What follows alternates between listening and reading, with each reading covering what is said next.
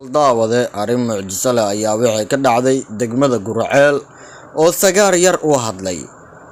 Marka ugu horeyso waa inaad janaalka subscribe dhahdaa. Hadday Soomaalinimo jirto fadlan waa naga codsi. Soomaalida qalbiyadooda wanaagsan waad mahadsantiin. Janaalka subscribe noo dhaw gambaleelka u furta.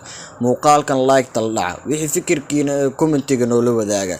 Sagaarka sida la sheegay hadda waxaa caano kaliya masaasada ilmaha marka anaga caruur dhalno aan ku siina ayay maamadaas caano ku siisaa. Degmada Gurceel ayay falkaasi ka dhacday.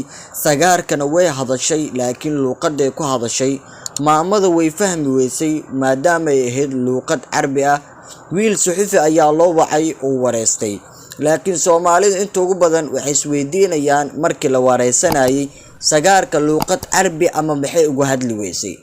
Dadka soo wacay wiilka suxufiga ah ayagana waxay u sheegeen in uu sagaarka hadlay luuqad Carabi aana ku hadlay. Markii la soo wacayna wiilka ay u dhaarteen dheen sagaarka wuu hadlay waana hubnaa Gurceel noogu imo wareys TV-ga ama page-kaaga Facebook-ga muuqaal ka duub ee geli sida social media bartiida ula wadaag dhalinyarada asxaabtaada. Marka dad badanna Soomaalida waxay isweydiinayaan sagaarka muxuu u hadli waayay. Sagaarka muxuu u hadli waayay markii wiilka suxufiga uu wareysanayay maamada kaliya maamada ayuu daba ordaya sagaarka ay muxuu u hadli waayay. Haddii wax fikir ah ka aaminsantaa daawada commentiga noo la wadaag. Mucjiso ka dhacday waa degmada Gurceel. Sagaarka wuu hadlay ayaa la dhahay laakiin muuqaalka markii la duubayo ma hadlin. Marka mucjisooyin aad u la yaab badan ayaa dhacday. Inta ugu badan adduunka ku nool mucjisooyin ayaa ka dhaco daawade. Sagaarka wuxuu u hadli waayay ayay dad isweydiinayaan laakiin anaga taas ma ogni.